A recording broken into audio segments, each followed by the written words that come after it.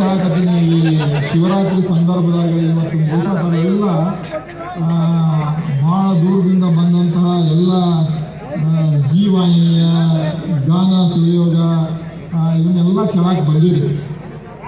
ಆದರೆ ಇದನ್ನೆಲ್ಲ ಈ ಸಂದರ್ಭದಾಗ ಯಾಕೆ ಹೇಳಿದೆ ಅಂತಂದ್ರೆ, ನಾವು ಏನು ಕೆಲಸ ಮಾಡ್ತಿರ್ತೇವಲ್ಲ, ಆ ಕೆಲಸ ಮಾಡಿದ ಜೊತೆಗೆ ಅವ್ರು ಏನು ಕೆಲಸ ಮಾಡ್ಯಾರಲ್ಲ ಅವರಿಗೆ ನಾವು ಏನು ಅಭಿನಂದನೆ ಹೇಳ್ತೇವಲ್ಲ, ಇದು ಅವರಿಗೆ ಕೊಡುವಂಥ ಶಕ್ತಿ.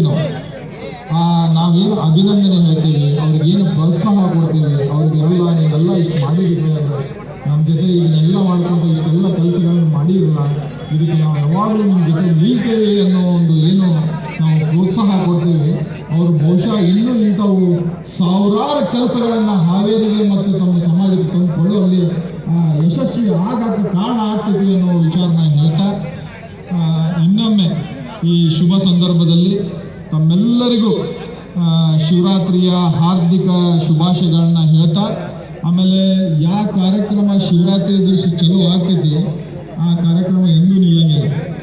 ಆಮೇಲೆ ಅವ್ರ ನಾಯಕತ್ವಕ್ಕೂ ಯಾರೂ ಬ್ರೇಕ್ ಹಾಕೋದಾಗಿಲ್ಲ.